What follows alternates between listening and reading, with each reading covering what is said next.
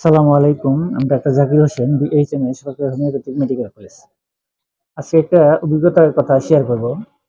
এই যে হোমিওপ্যাথি চিকিৎসার ক্ষেত্রে অনেক রোগী দেখা যায় যে তারা হোমিওপ্যাথি মেডিসিন ইউটিউব, ফেসবুক দেখে তারা মেডিসিন নিজেরাই সিলেক্ট করে এবং নিজেরাই কিনে খায়।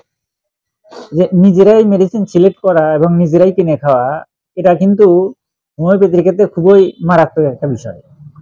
রোগী মনে করে যে আমার ক্ষেত্রে মনে হয় এই ওষুধটাই পারফেক্ট, কিন্তু একজন অভিজ্ঞ ডাক্তার ছাড়া যদি সে নিজে নিজে মেডিসিন খায়, তাহলে কিন্তু এর সাইড ইফেক্ট যে পরবর্তীতে হবে এবং রোগ আরো মাত্রা বেড়ে যাবে, এর এর সম্ভাবনা কিন্তু অনেক বেশি।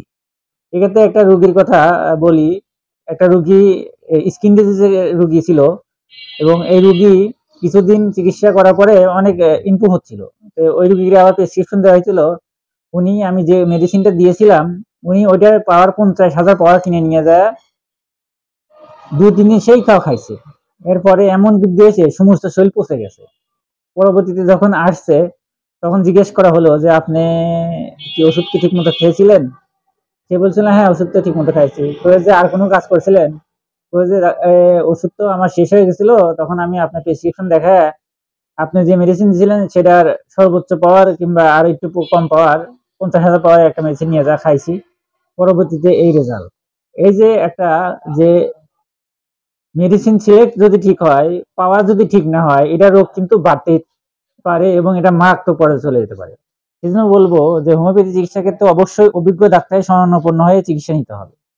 এছাড়া যদি নিজে নিজে পণ্ডিতি করে নিজেই যদি বড় ডাক্তার হয়ে যান, তাহলে কিন্তু এর ফলাফল ভালো হয় না। আর ওষুধ অরিজিনাল, দেশি, বিদেশি, সেটা তো বিষয় না। আসল বিষয়টা হচ্ছে উপযুক্ত রোগের ক্ষেত্রে উপযুক্ত মেডিসিন দেওয়া। অনেকে মনে করে ইনটেক ওষুধ দিলেই মনে হয় কাজ হয়, আবার অনেককে ইনটেক ওষুধ দেওয়ার পরেও মনে করে যে এটা মনে হয় নকল ওষুধ। এটা আসলে চিন্তা করা, তারা মানে কেমনে কি বোঝে না বোঝে আল্লাহ আপনাকে ভালো জানে।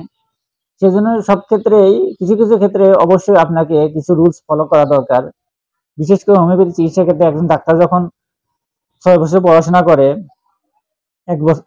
5 বছর একাডেমিক, 1 বছর ইন্টার্নি, টোটাল 6 বছর পড়াশোনা করে এবার প্র্যাকটিস শুরু করে, এবার আস্তে আস্তে যখন অভিজ্ঞতা অর্জন হয়, তখন কিন্তু উনি রুগী দেখেই বুঝতে পারে এবং রোগ নির্ণয় করে সেই অনুযায়ী চিকিৎসা করে এবং ব্যক্তির স্বাতন্ত্র্য বৈশিষ্ট্য প্লাস টোটালিটি অফ সিমটম সবগুলাই কিন্তু উনি যখন একত্র করে মেডিসিন সিলেক্ট করে, তখন এটার রেজাল্ট খুব চমৎকার আসে।